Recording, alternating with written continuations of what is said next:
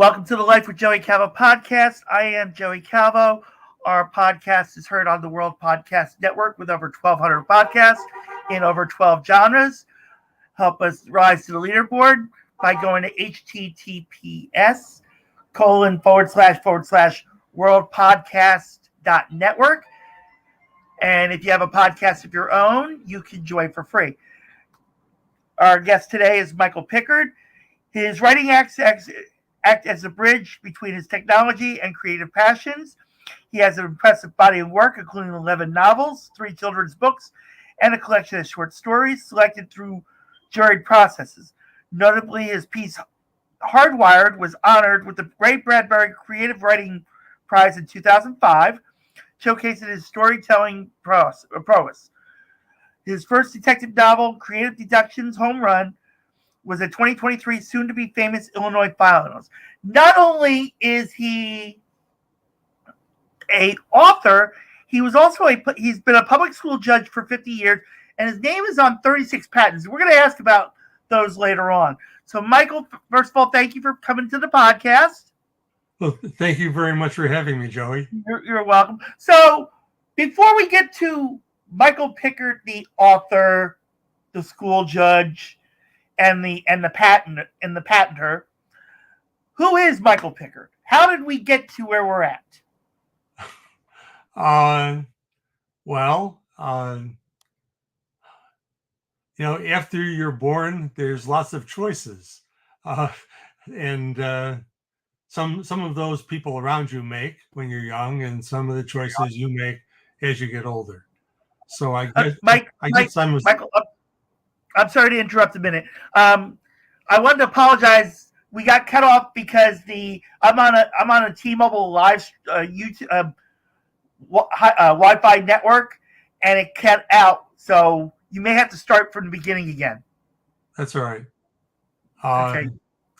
So after you're born, your life is a series of choices or circumstances. I like to think of them as choices. When you're very young, your parents make most of those choices for you. As you get older, you get to make those for yourself. So you asked, who is Michael Pickard? I'm a sum of all of the choices and circumstances that I've experienced. I had my birthday on the 27th. Happy belated birthday. Thank you. You're welcome. And I can either say I'm 75 years old, or I can say I'm 3/4 of a century old, and that sounds a whole lot older. So I know I've always had a bent for technology and math. Love computers. I also have a very creative side in terms of imagination, which brought me around to doing writing and 3D design. So I'm a combination of ingredients, as they say in the pharmaceutical industry. Mm-hmm. Okay. All right. So you've written 11 novels, 3 children's books, and a collection of short stories. So what got you into the? Well, actually, we already have a question for you. Great. In reference to it, so just bear with me. This is from Kind Woman, and Kind Woman says, "On days that you don't feel inspired to write, what do you do to gain back some inspiration?" So the primary part of my answer is how I pick the projects I write. So I don't pick them casually. For me, creating a novel is about a year and a half, give or take a couple of months, of effort. And it's not only coming up with the idea, researching the idea, dumping it out of my brain, and then repetitive edits with the help of critique groups and my consulting editor, who is my sister Cheryl. So it's a lot of work, and I don't go into these writing projects without them having both an intellectual connection and an emotional connection. These are stories that I feel need to be told.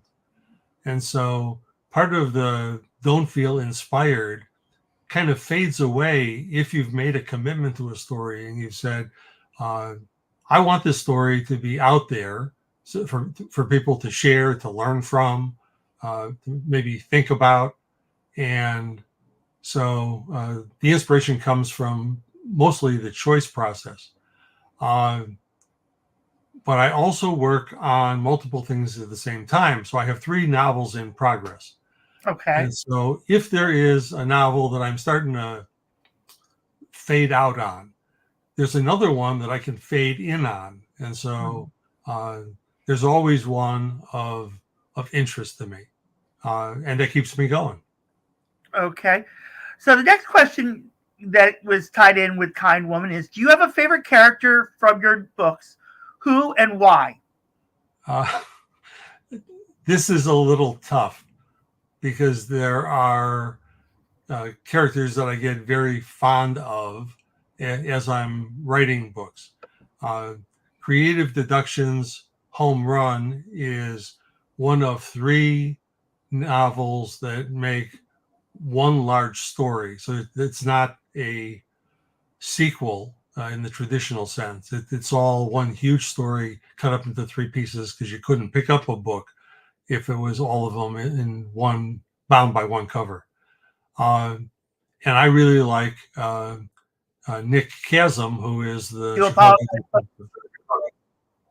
I do apologize, Michael. It went out again. Oh. A lot of people are using Wi-Fi at this time, and it cuts out the signal. So I apologize again. So please continue. Yeah.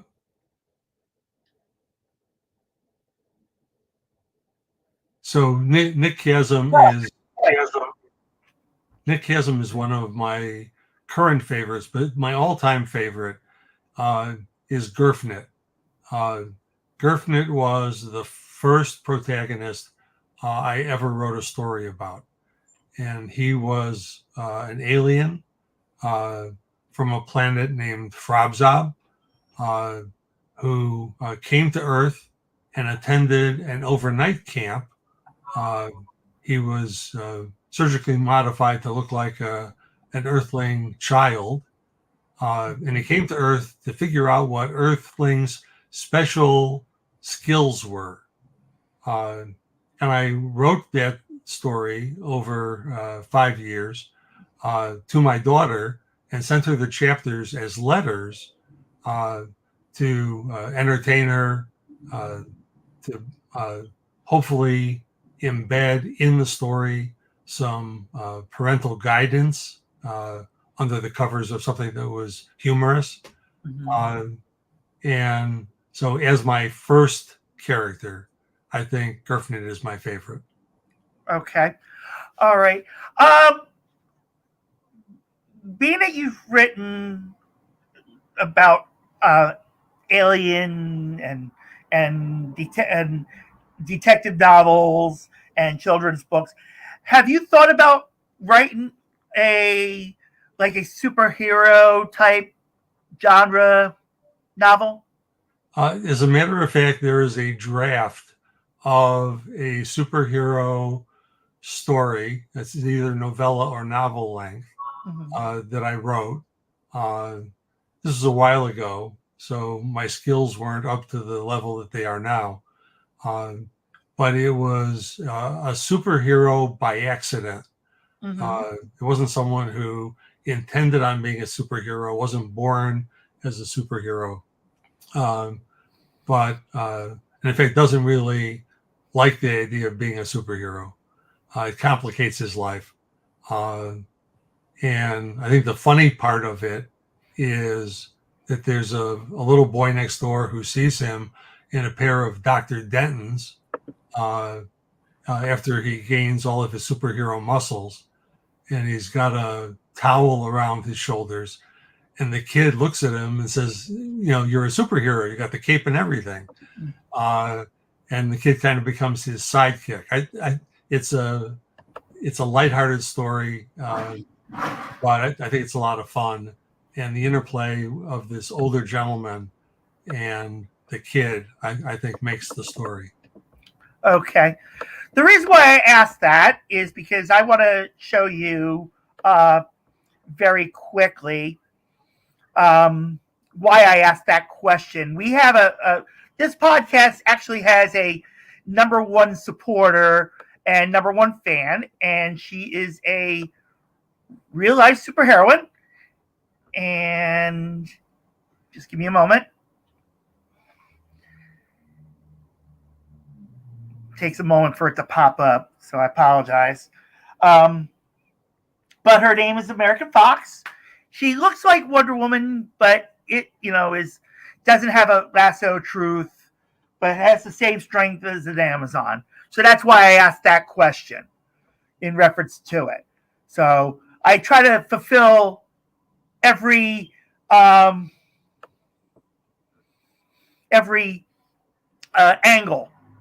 of our listeners and our viewers, and so I had to ask that question.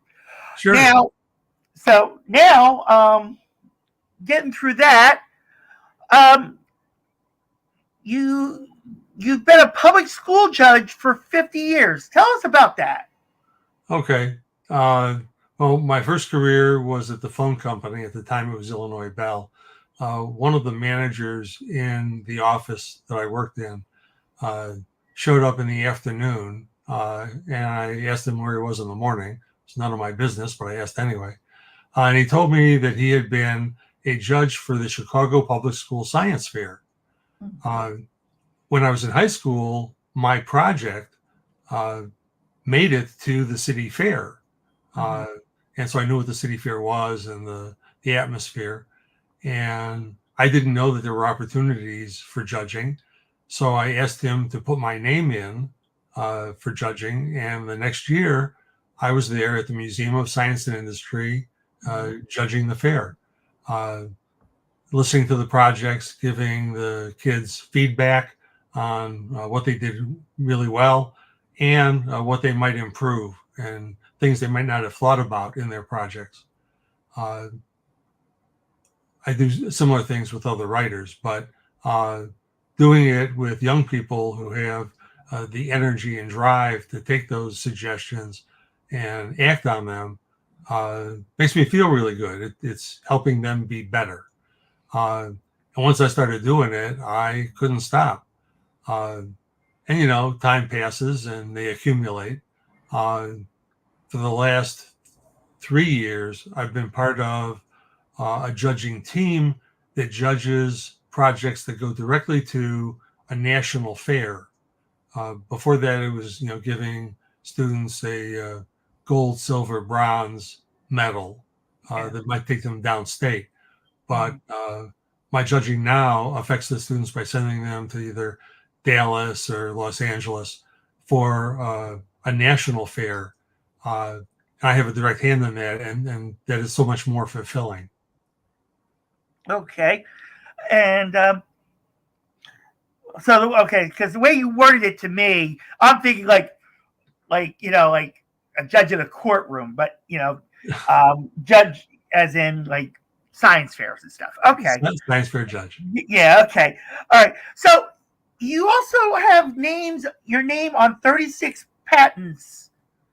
Tell us about that. Okay.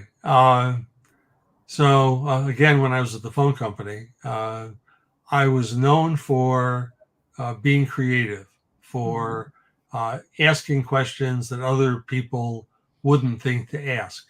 And it was a valuable skill because sometimes those questions would lead to people going, oh, I guess we weren't prepared to handle that circumstance. And so they have to go back and think about it. Kind of an audit. So there was a group that was formed. It had the very creative name Breakfast Club, which wasn't very creative at all. But they met in the morning, first thing, and they bring in bagels and coffee. And the idea was for us to brainstorm come up with ideas based around telephone technology, and we would subsequently take those ideas, document them, and submit them to the patent office. And once we got a patent, I also worked later on with the venture capital folks at that time, Ameritech, and we would find technology manufacturers, so people who made switches and routers and telephone gear, and we would make investments in their companies, and we had the patents for some of these ideas, and so we'd let them use the patent royalty free, and put those features into the products they were making. That made Ameritech's services better because now we were doing things that were distinct and that we had patents on. And so I got to play on both sides of it. I got to help come up with ideas that became patents. And then I was part of the team that evaluated the company's technical capabilities to build products with those ideas in them that eventually Ameritech might purchase. Okay. Kind Woman has another question for you. She noticed the photo of Albert Einstein behind you. So she would like to know why you like Einstein and how he has influenced your life. So that's an interesting tangent. My first encounter with Albert Einstein was when I was 13. I was told that I had to have a science fair project, of all things. My parents had purchased the World Book Encyclopedia. Mm-hmm. And so I reached for one of the volumes, and at random I picked E, probably because it was the thinnest volume. Mm-hmm. And I'm paging through, and I come across Albert Einstein and his theory of relativity. And it was a relatively short article, and I'm reading it. And the article talks about how this is a really complicated subject, and I'm reading through it, and I get it. I understand the concept. And so I said, okay, well, I'll just make this my science fair project. Well, the teacher judges that saw me at the local fair didn't believe that I understood the concept. And when I could teach back to them what I had learned about relativity, I convinced them that, in fact, I did understand the overall concepts, not the math, but I understood the concepts well enough to describe it to them in my own words. Okay. The other thing that I learned about Einstein was that he would do these mental journeys, and that's not the right phrase, but he would conjure things up in his mind about different circumstances that had to do with physics that would lead him to discoveries that he would then document with the appropriate mathematics. And I do that a little bit when I am writing. I will picture the character, I'll picture the environment and the circumstance, who else is with my protagonist, close my eyes and play it out as if it was a scene in a movie. And having watched my character go through it, it's much easier then to write the scene because I've already witnessed it. So I use his Einstein's technique, but for a different purpose. Okay. Now, and thank you very much, Kind Woman, for those questions. Bonnie is actually commented that she shared the links with the Shut Up and Write Friends. I guess that's a Facebook group. Yeah. Yeah. So she's sharing the links to where people can look at you here on the podcast on the YouTube live stream if they still catch us within time. So thank you, Bonnie, for that. You mentioned also in your spare time you indulge in creating sites with 3D printing, and that you've included parts of your tabletop version of the computer game Alien Survival. Can you tell us about that? Sure. So it was early in COVID. It's funny how we now refer, instead of to years, we refer to COVID time. And I had a dream. Now, often my best ideas for stories come either in dreams or in hot showers. And I have verified this scientifically by asking other people, and they have the same results. So I had a dream where I pictured playing pieces in a game. I knew what they looked like, but I didn't know the rules of the game. So I met up with my grandson, Lucas, who is the middle grandchild. Kayla is the youngest, and Madison is the oldest. So I mentioned all of them. Yeah. And I went to Lucas and I said, "You play a lot of video games. I have these pieces. I picture a board. How should these pieces move, and what should the rules be in the game?" So I took copious notes as he told me about the rules of every game he'd ever played. And so I went home and I programmed the game. Took a couple of weeks. And he and I played 3 games, and he won all 3. We went, okay, well, he gave me the rules. Of course he's going to win all 3 games. Yeah. But I noticed how he won. And he was sneaky. He was following the rules, but not exactly the way that an adult player would play. So I went, okay. So I made some modifications to the game and tweaked the rules a little bit. And I came back and played him 3 games, and he won all 3. And he used even more different techniques. So he was tweaking. A conversation with a game developer. So he was kind of tweaking it as you were trying to set it in stone, quote unquote. Yeah. He's a very creative kid. Yeah. I'm very proud of him. That's good. Well, I talked to a game developer, and he said, the game's not a bad game, but at the end of the game, whoever's ahead is just going to kind of wait things out, and then they'll win. So the game gets dull at the end. So you got to do something to make it more lively. So my epiphany was that the board on which the pieces are moving becomes an adversary for all the players. So if you think you're doing just fine, the board could come up and bite you. And so I put that into the game, didn't tell him that the board late in the game could be a hazard. And I won 2 out of our 3 in the 3rd round of play. At that point, I said, okay, I have a balanced game here. I can beat him 2 out of 3, and the game is more active. Yeah. Okay. Lately, I decided that, and that game is up on the web. Nobody plays it. But I thought, well, what if I made it a physical board game and people would sit around the table and physically move pieces?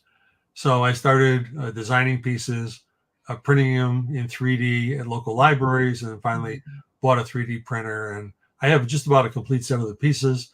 And before I joined you, I was working on the latest set of rules. Okay.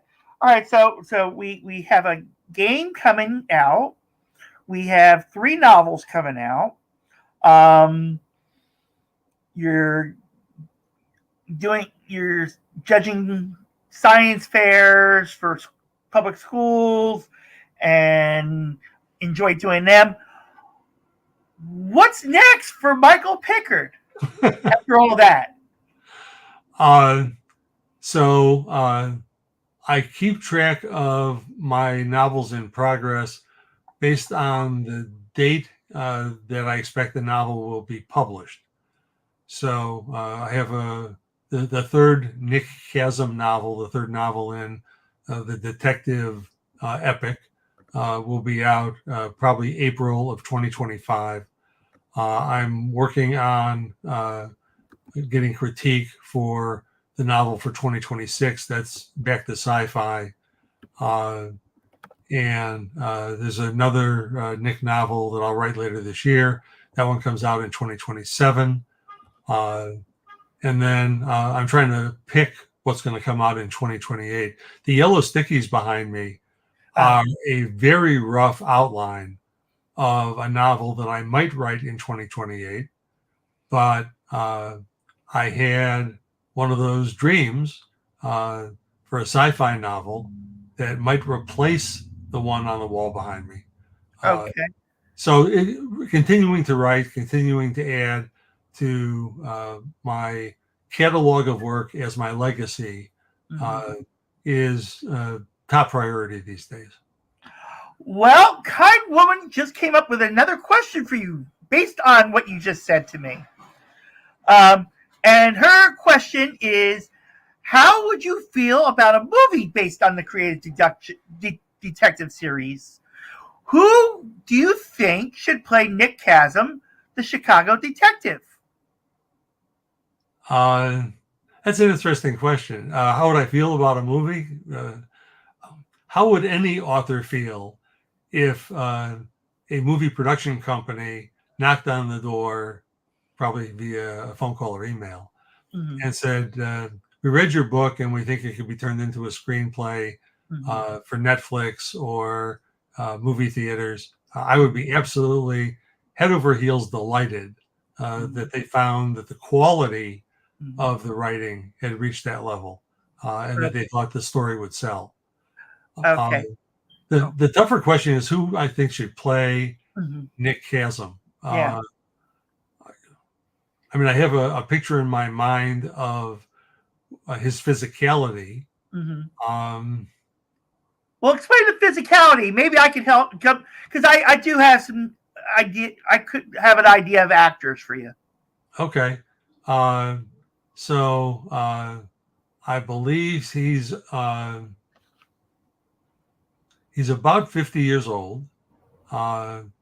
If he tries to go for a 30-minute run every morning, but he realizes he's slowing down compared to younger policemen.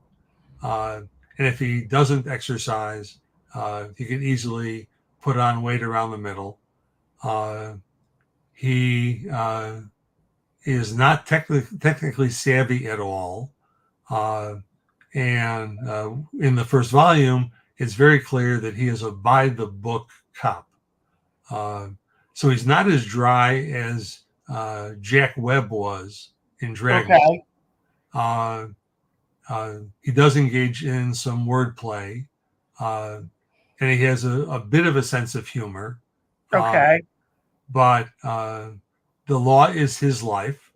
And because of that, his social connections to girlfriends suffer terribly. And so he's never had a good relationship with a woman. He's also carrying a lot of guilt. He is a damaged character.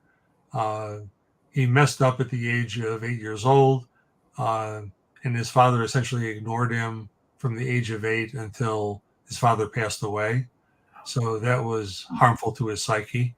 And he also accidentally, he was shooting at a bad guy, and there was a child behind the bad guy. The bullet went through the bad guy and killed the boy. And he's been suffering with that guilt ever since. So like I said, he's really flawed. Okay. So, okay. Before I get to the suggestions Kind Woman came to, my kind of suggestion, I was kind of playing around with The Rock until you told me out of shape. Then I got down to, but then I started getting younger to the point where I got down to Pete Davidson.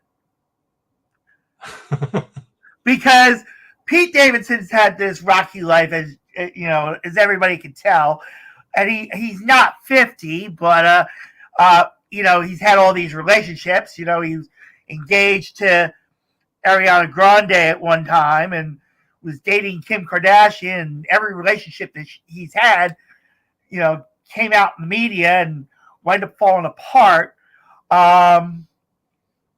So I thought about that, but like I said, I originally thought of The Rock because being deductive and all that, and the kids, most of the characters that The Rock has played would have been perfect. He doesn't have Rock's physicality. No. That's what I say. When you said out of shape, that's what threw it out. Yeah. Yeah. It's interesting. I don't think. No, in the first two novels, he never uses his gun. He never shoots his gun. Right. In book one and book two, he has his gun, but he never pulls it. Right. And finally, in book three, he pulls it on the ultimate bad guy, and shoots in self-defense. But I was just thinking about some of the action heroes that come back.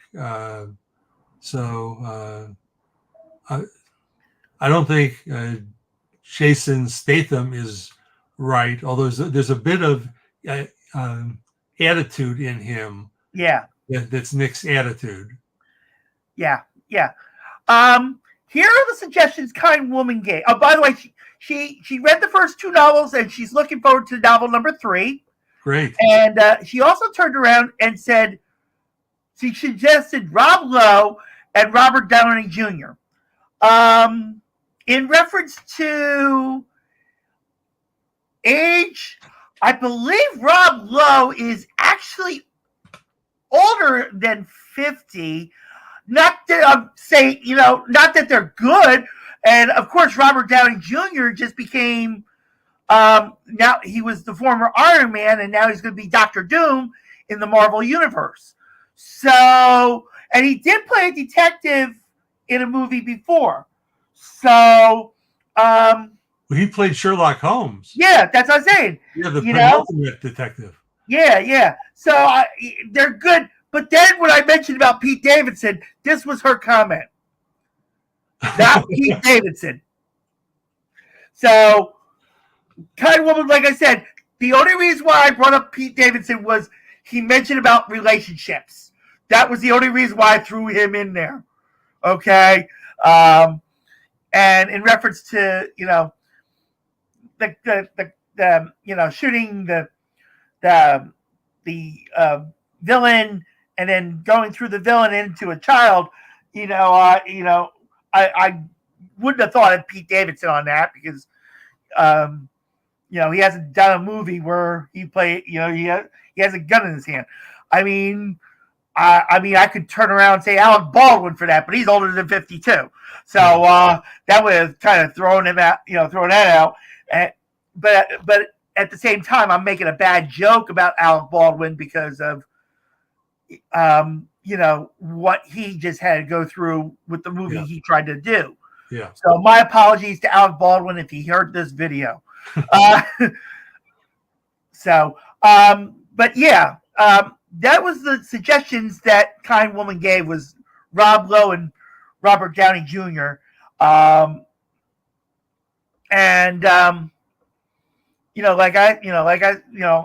you said, I could have thought of Channing Tatum, but like I said, he's younger than 50. I could see Channing Tatum with the appropriate makeup. Okay. I think I've seen him, seen his work. Yeah. And I think he could carry it off. I would be pleased to have him in Creative Deductions movie. Yeah. I mean, he's a good actor. I mean, outside of Magic Mike, and now that he's dating Lenny Kravitz's daughter, I mean, and for a relationship, you could always throw in Zoe Kravitz in reference to it, his real life girlfriend. Makes it nice little pair, and in reference to that. So I don't have any more questions because I got most of the questions I needed out, and hopefully that superhero novel idea that you mentioned earlier does come out, because it would be great to expand with. When I asked earlier about, when I mentioned all these things that you had and what you did, oh, Kind Woman actually agreed with me when I mentioned Zoe Kravitz just now.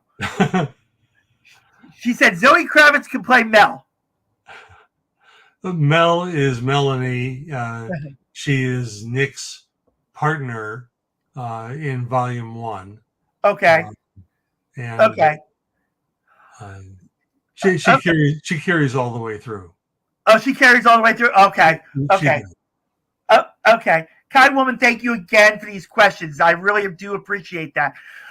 When I was asking earlier about everything that you have done, what I was trying to see was, were you going to expand from that into something new?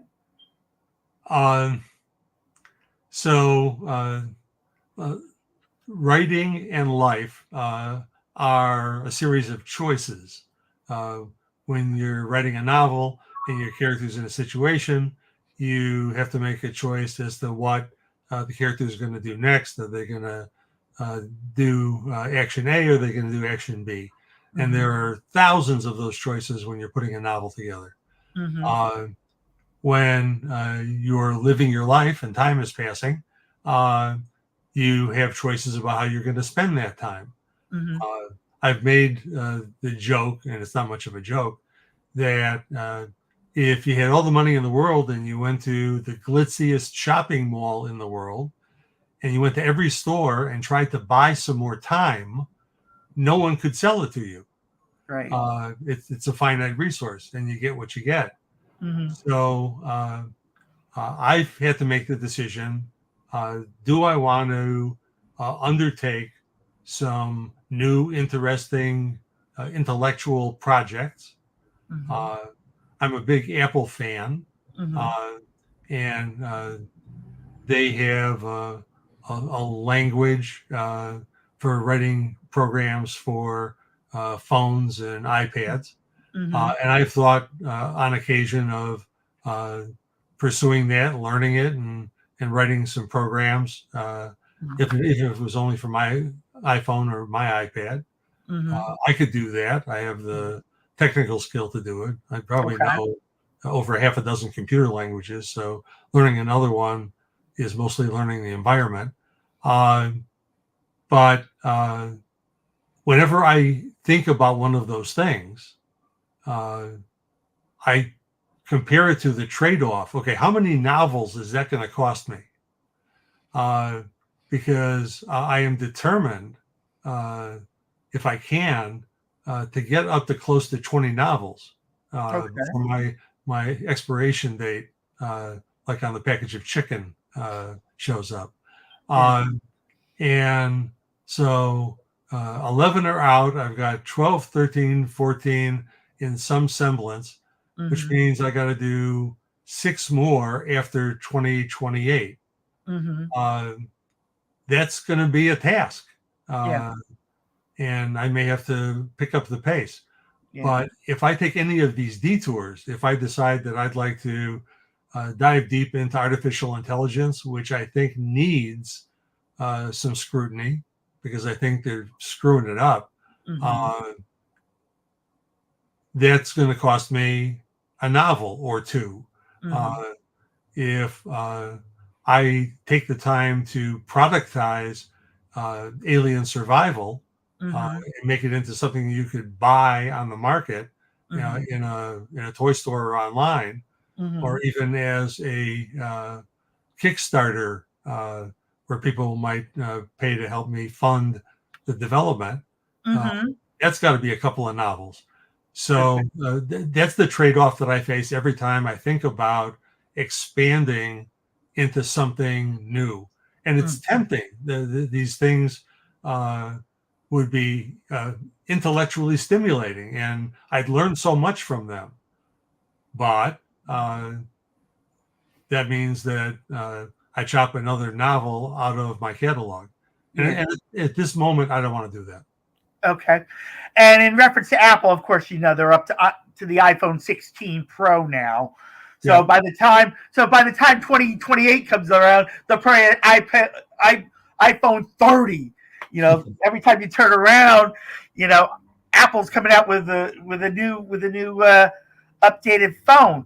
So yeah, like you said, wanting to go into Apple, by the time you're ready to go for it, they might, like I said, they could be up to iPhone 30, and everything falls by the wayside on it.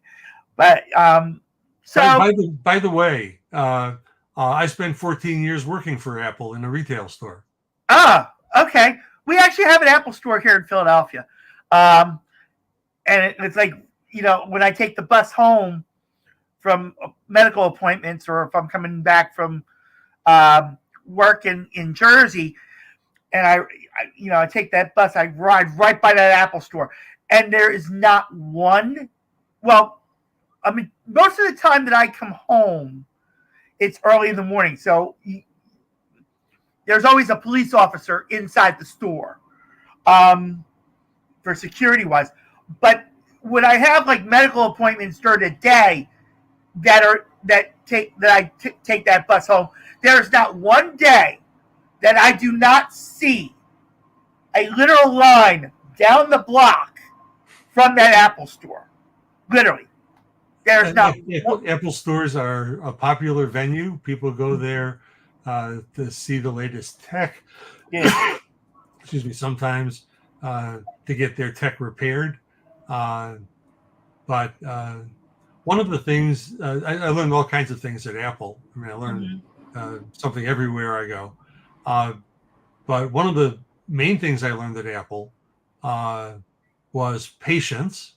Because you got to be patient with customers, even if they know nothing, and even if they don't take your direction the third or fourth time, you still have to be patient. And the other thing I learned is something they teach every employee called fearless feedback. They want employees to approach other employees when they see behavior that might not necessarily be best for the customer or the store. And since everyone is trained on it, you can feel comfortable going up to somebody and saying, "Got a minute? Tell me about that interaction you had with that customer." And they know right away that this is a fearless feedback session, and they know how it's structured, and they execute. I use that style of fearless feedback when I'm critiquing other people's writing. I'm a huge believer in critique groups. I'm a member of 4 critique groups at the moment. Okay. I depend on them and my sister, the contributing editor, and teams of beta readers to help me get my manuscripts tweaked as good as they can be. When my books hit Amazon at www.gerfnet.com, okay, which will take you to the Amazon page. Okay. Those aren't things that I just rattled off and read over once and then threw it up on Amazon to sell.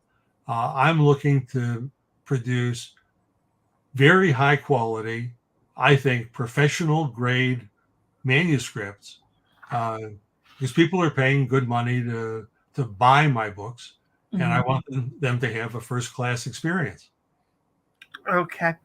All right. So you kind of mentioned about Amazon and that website where they can take it to the Amazon website.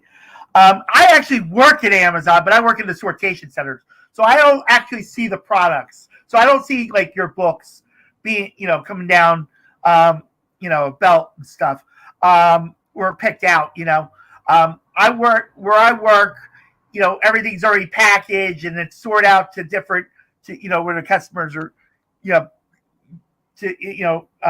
sort out and then shipped out to the delivery centers for them to deliver to the customers. So I don't, the only time I find out it was your book is if a package was opened up and, your name popped out, something like that. That's the only way I would see it. So is there any other way to reach out to you besides? Yeah. So I have an Instagram account, which is Gurfnit Author. And I have a LinkedIn account, which is also Gurfnit Author.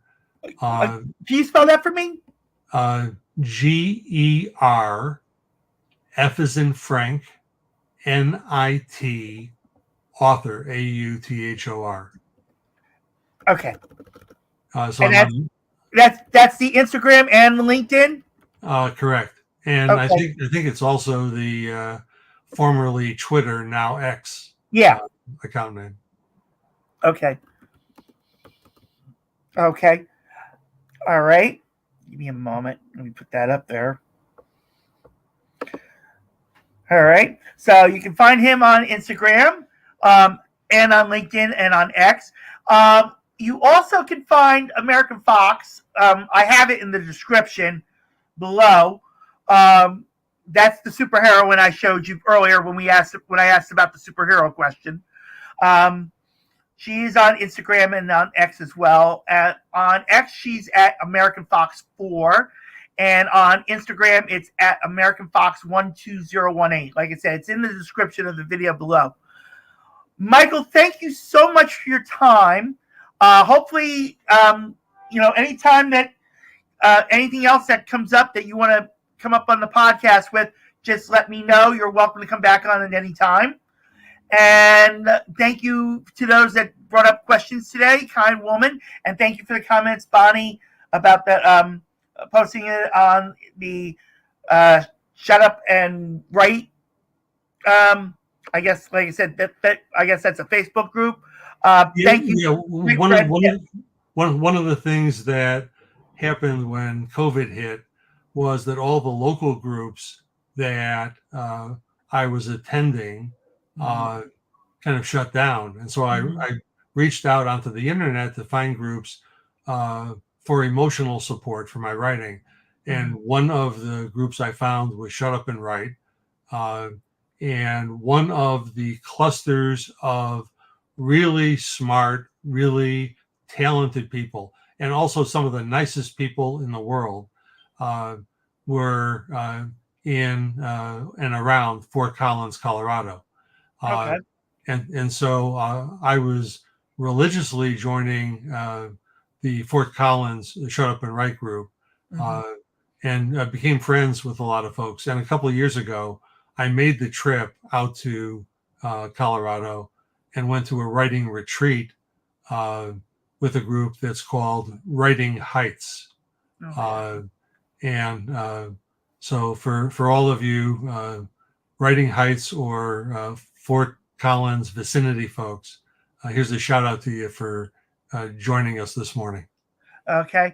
Thank you so much again, Michael, for coming on the podcast. And like you said, anytime anything new comes up, just shoot over to me, and we'll set up something that we have you on. And kind woman, thank you as well. And she also thanks you, Michael, for coming on. And she wants you to keep writing.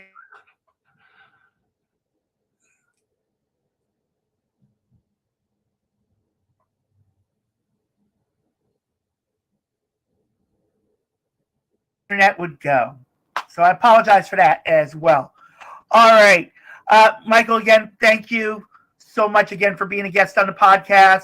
Hopefully, like I said, when you have something new that you want to add on, like I said, just reach out and we'll be happy to have you on here again. I will be back when the third volume of the Creative Deductions trilogy is ready to hit the street. Okay. All right. Yeah. Just like I said, just let me know and we'll set that up. And everybody, like I said, thank you so much for all your help and suggestions and questions today. My name is Joey Calvo. God bless you. Take care.